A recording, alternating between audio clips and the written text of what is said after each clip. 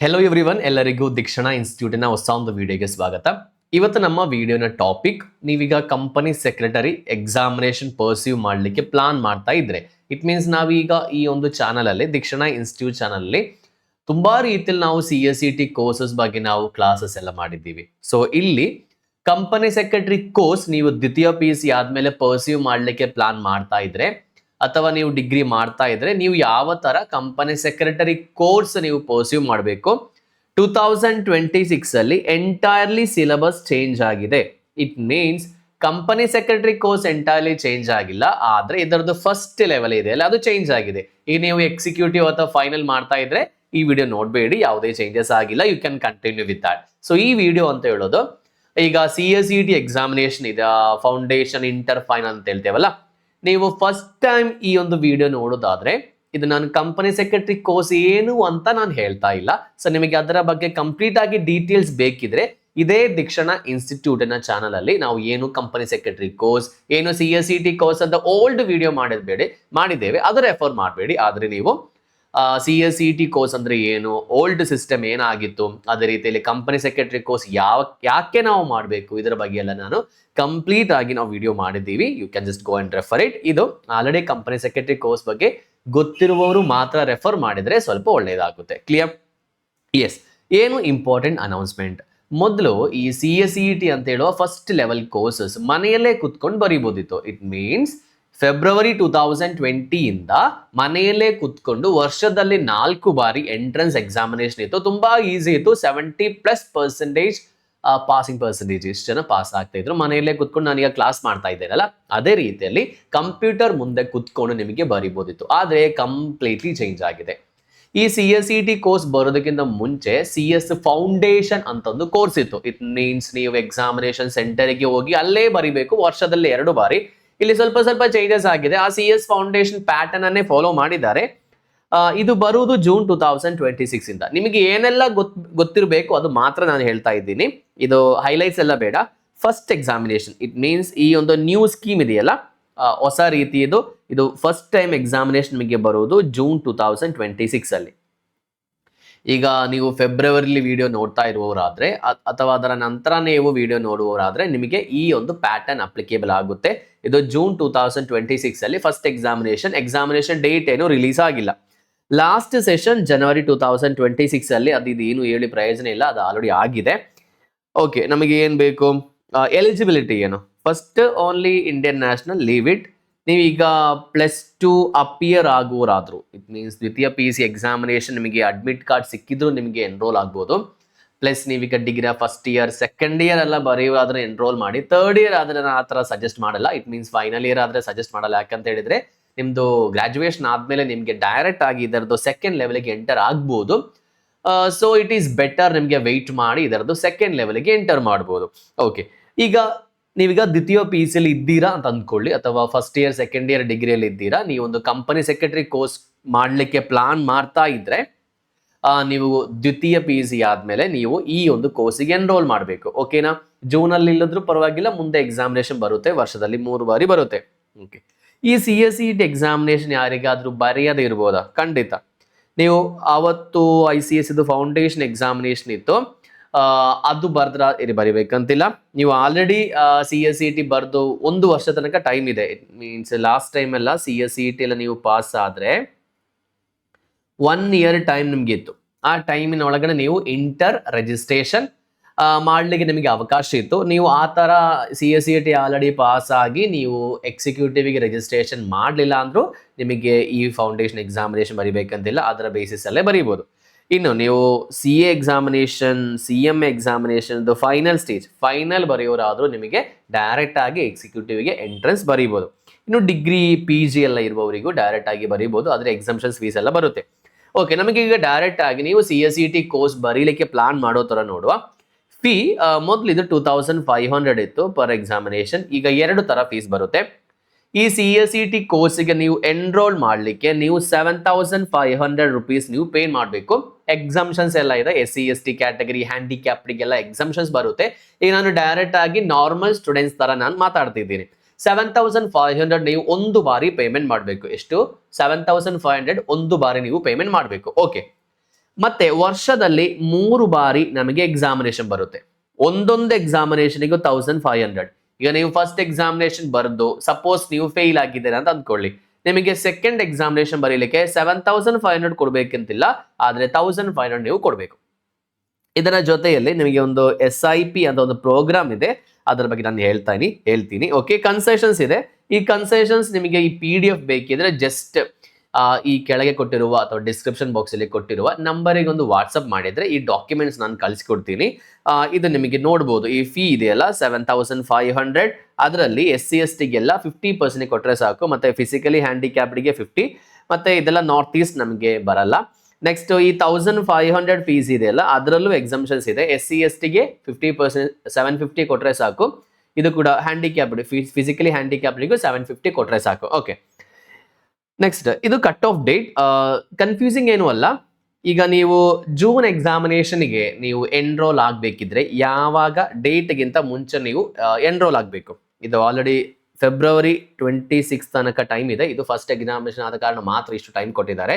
ಈಗ ನೀವು ವಿಡಿಯೋ ನೋಡುವ ದಿನ ಟೈಮ್ ಆಗಿಲ್ಲ ಅಂದ್ರೆ ಜೂನಿಗೋಸ್ಕರ ನೀವು ಈಗಲೇ ರಿಜಿಸ್ಟ್ರೇಷನ್ ಮಾಡಬೇಕು. ಎಷ್ಟು ರೂಪಾಯಿ ಕೊಡಬೇಕು ಸರ್? ಈಗ ನೀವು 7500 ಮಾತ್ರ ಕೊಡಬೇಕು. ಈ 1500 ಇದೆಯಲ್ಲ, ಅದು ಎಕ್ಸಾಮಿನೇಷನ್ ಮುಂಚೆ 1 ತಿಂಗಳ ಮುಂಚೆ ಅವರು ಅನೌನ್ಸ್ ಮಾಡ್ತಾರೆ ನಾರ್ಮಲಿ. ಆಗ ನೀವು ರಿಜಿಸ್ಟ್ರೇಷನ್ ಮಾಡಿದ್ರೆ ಸಾಕು, 1-2 ತಿಂಗಳ ಮುಂಚೆ. ಈಗ ನೀವು 7500 ರೂಪೀಸ್ ಮಾತ್ರ ಕೊಟ್ಟು ನೀವು ರಿಜಿಸ್ಟ್ರೇಷನ್ ಮಾಡಿಬಿಡಿ. ಓಕೆನಾ? ಎಸ್. ಸೊ ನಿಮಗೆ ಈ ಜೂನ್ 2026 ಅಲ್ಲಿ ನಿಮಗೆ ಎಕ್ಸಾಮಿನೇಷನ್ ಬರೀಬೇಕು ಅಂತ ಇದ್ರೆ ನೀವು ಫೆಬ್ರವರಿ 15, 2026 ಒಳಗಡೆ ನೀವು ರಿಜಿಸ್ಟ್ರೇಷನ್ ಮಾಡಬೇಕು. ಕ್ಲಿಯರ್? ಅರ್ಥ ಆಗಿದಲ್ವಾ? ಎಸ್. ಇನ್ನು ನೀವು 3 ಸೆಷನ್ಸ್ ಬರುತ್ತೆ ನಿಮಗೆ. ಫಸ್ಟ್ ಇದು ಮೊದಲಿದ್ದ CSET ವರ್ಷದಲ್ಲಿ 4 ಬಾರಿ ಬರ್ತಾ ಇತ್ತು, ಜನವರಿ, ಮೇ, ಜುಲೈ, ನವೆಂಬರ್. ಆದರೆ ಹೊಸ ಎಕ್ಸಾಮಿನೇಷನ್ ಪ್ಯಾಟರ್ನ್ ಅಂತ ಹೇಳೋದು ಜೂನಲ್ಲಿ ಒಂದು ಸೆಷನ್ ಇದೆ, ಅಕ್ಟೋಬರಲ್ಲಿ ಒಂದು ಸೆಷನ್ ಇದೆ, ಅದೇ ರೀತಿಯಲ್ಲಿ ಫೆಬ್ರವರಿಯಲ್ಲಿ ಒಂದು ಸೆಷನ್ ಇದೆ. ನಿಮಗೆ ಯಾವುದೇ ರೀತಿಯಲ್ಲಿ ನಿಮ್ಮದು ಡಿಗ್ರಿ ಎಕ್ಸಾಮಿನೇಷನ್ ಬೇರೆ ಯಾವುದೇ ಎಕ್ಸಾಮಿನೇಷನ್ಗೆ ಅಫೆಕ್ಟ್ ಆಗದ ರೀತಿಯಲ್ಲಿ ಈ ಒಂದು ಟೈಮ್ ಟೇಬಲ್ ಸ್ಟ್ರಕ್ಚರ್ ಅನ್ನು ಇವರು ಪ್ಲಾನ್ ಮಾಡಿದ್ದಾರೆ. ಓಕೆ, ಇದು ನಿಮ್ಗೆ ಈಗ ಅಪ್ಲಿಕೇಬಲ್. ಇನ್ನು ನೀವು ನೆಕ್ಸ್ಟ್ ಎಕ್ಸಾಮಿನೇಷನ್ ಒಂದು ವೇಳೆ ನಿಮಗೆ ಜೂನಲ್ಲಿ ಬರೀಬೇಕಂತ ಇಂಟ್ರೆಸ್ಟ್ ಇಲ್ಲ, ನೀವು ನೆಕ್ಸ್ಟ್ ಸೆಷನ್ ಅಲ್ಲಿ ಬರೀತೀರಾ ಅಂತ ಹೇಳಿದ್ರೆ you can go for October 2026 sessions ಬರುತ್ತೆ. ಇದು ಯಾವಾಗ ನೀವು ರಿಜಿಸ್ಟ್ರೇಷನ್ ಮಾಡಬೇಕು? ಲಾಸ್ಟ್ ಡೇಟ್ 31st ಮೇ ಒಳಗಡೆ ನೀವು ರಿಜಿಸ್ಟ್ರೇಷನ್ ಮಾಡಬೇಕು. ಟೈಮ್ ಇದೆ. ನೀವು ಅಕ್ಟೋಬರಲ್ಲಿ ಬರೆಯೋರಾದ್ರೆ ಫೆಬ್ರವರಿಯಲ್ಲಿ ನೀವು 30th ಸೆಪ್ಟೆಂಬರ್ ಒಳಗಡೆ. ಈಗಲೇ ರಿಜಿಸ್ಟ್ರೇಷನ್ ಮಾಡಿ ನಮಗಾಗಲ್ಲ, ಒಂದೊಂದು ಟೈಮ್ ಪೀರಿಯಡ್ ಬರುತ್ತೆ. ಒಂದು ಟೈಮ್ ಇಂದ ಮತ್ತೊಂದು ಟೈಮ್ ಒಳಗಡೆ ನೀವು ರಿಜಿಸ್ಟ್ರೇಷನ್ ಮಾಡಬೇಕು. Okay, registration examination enrolment date ಬರುತ್ತೆ 1500. ಒಂದು ವೇಳೆ ನೀವು ಆ ಒಂದು ಡೇಟ್ ತಪ್ಪಿ ಹೋದ್ರೆ ನೀವು 250 ರೂಪೀಸ್ ನೀವು ಲೇಟ್ ಫೀ ನೀವು ಕೊಡಬೇಕಾಗುತ್ತೆ. ಕನ್ಫ್ಯೂಷನ್ ಇರುತ್ತೆ, ನಾನು ಸ್ವಲ್ಪ ಸ್ಪೀಡ್ ಹೇಳ್ತಾ ಇರ್ಬೋದು. ಇದೊಂದು ಬೇಸಿಕ್ ಅವೇರ್ನೆಸ್ ಮಾತ್ರ. ನೀವು ಆ PDF ಓದಿ ನೋಡಿದ್ರೆ ನಿಮಗೆ ಕಂಪ್ಲೀಟ್ ಆಗಿ ನಿಮಗೆ ಅರ್ಥ ಆಗುತ್ತೆ. No worries in that. ಫೆಬ್ರವರಿಲಿ ನೀವು ಎಕ್ಸಾಮಿನೇಷನ್ ಬರೀಲಿಕ್ಕೆ, ಇಟ್ ಮೀನ್ಸ್ ನೆಕ್ಸ್ಟ್ ಫೆಬ್ರವರಿಲಿ ಎಕ್ಸಾಮಿನೇಷನ್ ಬರೀಲಿಕ್ಕೆ 1st ನವೆಂಬರ್ ಇಂದ 7th ಡಿಸೆಂಬರ್ ತನಕ ನಿಮಗೆ ಟೈಮ್ ಬರುತ್ತೆ. ಇಟ್ ಮೀನ್ಸ್ ನಿಮಗೆ ನೆಕ್ಸ್ಟ್ ಎಕ್ಸಾಮಿನೇಷನ್ ಜೂನಲ್ಲಿ ಬರುತ್ತಲ್ಲ. ಈಗ ಜೂನ್ 2026 ಅಲ್ಲಿ ನಿಮಗೆ ಎಕ್ಸಾಮಿನೇಷನ್ ಬರಿಬೇಕಿದ್ರೆ ಫೆಬ್ರವರಿ 15th ಒಳಗಡೆ ನೀವು 7500 ಕಟ್ಟಬೇಕು. ಅಷ್ಟು ಅರ್ಥ ಆಯ್ತಾ?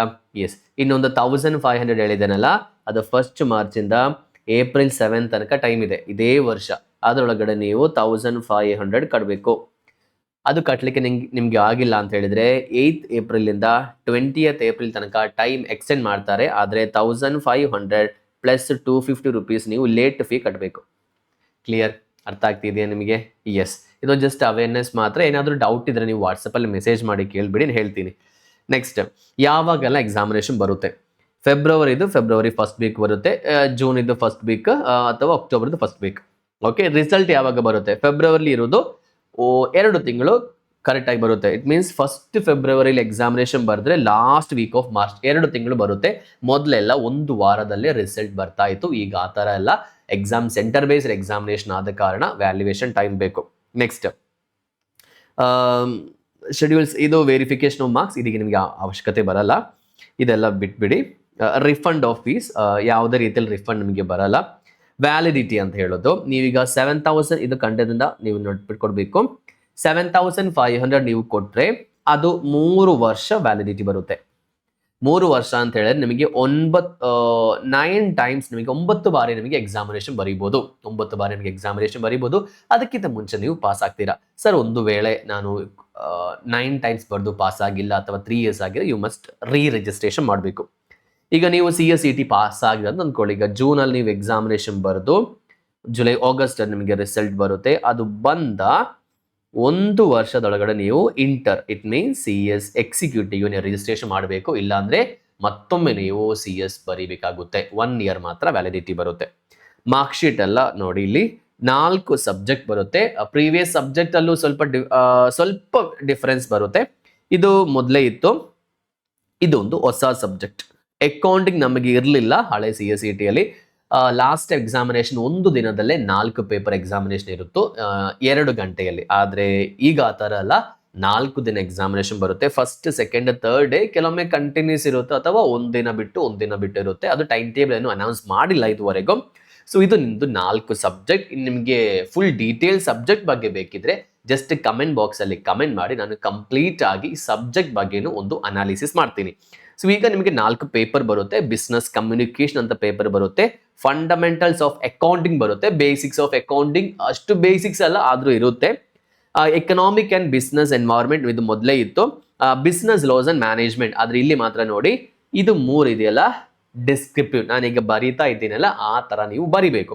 ಆದ್ರೆ ಈ 4th ಡೇ ಬರುವ 4th ಪೇಪರ್ ಇದೆಯಲ್ಲ MCQ ಬರುತ್ತೆ. ಇಟ್ ಮೀನ್ಸ್ ನೀವೀಗ 1 2 3 4 ಅಂತ ಆಪ್ಷನ್ ಬರುತ್ತಾ, ನೀವೀಗ ರೌಂಡ್ ಮಾಡಿದ್ರೆ ಸಾಕು. ಅದು 2 ಅವರ್ಸ್ ಮಾತ್ರ, ಬಾಕಿ ಎಲ್ಲ ಪೇಪರ್ಗೆ 3 ಅವರ್ಸ್. ಸರ್ ಆಗ ನೆಗೆಟಿವ್ ಮಾರ್ಕಿಂಗ್ ಬರುತ್ತಾ? ನೆಗೆಟಿವ್ ಮಾರ್ಕಿಂಗ್ ನಿಮಗೆ ಇರಲ್ಲ. ಇನ್ನೇನು ಪಾಸಿಂಗ್ ಕ್ರೈಟೀರಿಯಾ ಮೊದಲು ಏನಿತ್ತು ಅದೇ ತರ ಬರುತ್ತೆ. ಪರ್ ಪೇಪರ್ ನೀವು 40% ಮಾರ್ಕ್ ತೆಗಿಬೇಕು. 4 ಪೇಪರ್ ಸೇರಿಸಿ ನೀವು 50% ಮಾರ್ಕ್ಸ್. ಇದೆಲ್ಲ ಕಾಮನ್ ಕ್ರೈಟೀರಿಯಾ, ಯಾವುದೇ ರೀತಿ ಚೇಂಜಸ್ ಆಗಲಿಲ್ಲ. ಇದು ನಾನು ಕಂಪ್ಲೀಟ್ ಆಗಿ ವಿಡಿಯೋ ಡಿಸ್ಕಸ್ ಮಾಡುವಾಗ ಅದರಲ್ಲೇ ನಾನು ಹೇಳಿದ್ದೀನಿ. ಓಕೆ, ಎಕ್ಸಾಮಿನೇಷನ್ ಟೈಮ್ ನಾರ್ಮಲಿ ಅದು ಚೇಂಜ್ ಆಗುತ್ತೆ. ಆಫ್ಟರ್ನೂನ್ ಇಟ್ಟಿದ್ದಾರೆ, ಕೆಲವೊಂದು ಮಾರ್ನಿಂಗ್ ಇಡ್ಬೋದು ಯಾವ್ದಾರ ಸೆಷನ್ಸ್ ಅಲ್ಲಿ. 2:30 5:30 ತನಕ ಎಕ್ಸಾಮಿನೇಷನ್ ಪ್ಲಸ್ 15 ಮಿನಿಟ್ಸ್ ನಿಮಗೆ ಕ್ವಶನ್ ಪೇಪರ್ ಓದ್ಲಿಕ್ಕೆ ಕೊಡ್ತಾರೆ. ಆದ್ರೆ OMR ಎಕ್ಸಾಮಿನೇಷನ್ಗೆ ಮಾತ್ರ ಸ್ವಲ್ಪ ವ್ಯತ್ಯಾಸ ಬರುತ್ತೆ, ನೆಗೆಟಿವ್ ಮಾರ್ಕಿಂಗ್ ಇಲ್ಲ. Okay, clear? ಹೇಗೂ ನಿಮಗೆ ಬೇಸಿಕ್ ಒಂದು ಐಡಿಯಾ ಸಿಕ್ಕಿತ್ತು ಅಂತ ನಾನು ನಂಬ್ತೀನಿ CSET ಕೋರ್ಸ್ ಬಗ್ಗೆ. ನಾನು CSET ಕೋರ್ಸ್ ಏನು ಅಂತ ಡೀಟೇಲ್ ಆಗಿ ಹೇಳಿಲ್ಲ, ಚೇಂಜಸ್ ಮಾತ್ರ ಹೇಳಿದ್ದೀನಿ. ಆದ್ರೂ ನಿಮಗೆ ಸ್ವಲ್ಪ ಐಡಿಯಾ ಸಿಕ್ಕಿರ್ಬೋದು. ನಿಮಗೆ ಏನಾದ್ರೂ ಡೌಟ್ ಅಂಡ್ ಕ್ಲಾರಿಫಿಕೇಶನ್ಸ್ ಇದ್ರೆ ದಿಕ್ಷಣ ಇನ್ಸ್ಟಿಟ್ಯೂಟ್ ನಿಮಗೋಸ್ಕರ ಕನ್ನಡದಲ್ಲಿ ಇರುವ ಚಾನೆಲ್ CA CMA CS ಬಗ್ಗೆ ಕಂಪ್ಲೀಟ್ ಡೀಟೇಲ್ಸ್ ನಾವಿಲ್ಲಿ ಕೊಡ್ತಾ ಇದ್ದೀವಿ. ನಿಮಗೆ ಏನು ಡೌಟ್ ಕ್ಲಾರಿಫಿಕೇಶನ್ಸ್ ಇದ್ರು ಈ ಒಂದು ಕಮೆಂಟ್ ಬಾಕ್ಸ್ ಅಲ್ಲಿ ಕಮೆಂಟ್ ಮಾಡಿ ಅಥವಾ ನೀವು ವಾಟ್ಸಪ್ ಅಲ್ಲೇ ಮೆಸೇಜ್ ಮಾಡಿ. ವಿಡಿಯೋ ನಿಮಗೆ ಇಷ್ಟ ಆದ್ರೆ ವಿಡಿಯೋ ನೀವು ಲೈಕ್ ಮಾಡಿ. ನಿಮ್ಮ ಫ್ರೆಂಡ್ಸ್ ಯಾರಾದ್ರೂ ಈ ತರ ಪ್ಲಾನ್ ಮಾಡ್ತಾ ಇದ್ರೆ ಅವರಿಗೂ ನೀವು ವಿಡಿಯೋ ಶೇರ್ ಮಾಡಿ. ಈ ಚಾನಲ್ ಸಬ್ಸ್ಕ್ರೈಬ್ ಮಾಡಿದ್ರೆ ನಿಮಗೆ CS ಇದೆಲ್ಲ ಅಪ್ಡೇಟ್ಸ್ ನಿಮಗೆ ಬರುತ್ತೆ. ನೋಟಿಫಿಕೇಶನ್ ಒಂದು ಆನ್ ಮಾಡಿದ್ರೆ ಸ್ವಲ್ಪ ಕೂಡ ನಿಮಗೆ ಈಸಿ ಆಗುತ್ತೆ. ಸೊ ವಿಡಿಯೋ ನೀವು ಇದುವರೆಗೂ ವಾಚ್ ಮಾಡಿದ್ದೀರಾ, ಮುಂದಿನ ವಿಡಿಯೋದಲ್ಲಿ ನೋಡುವ. Will see you again in the next video.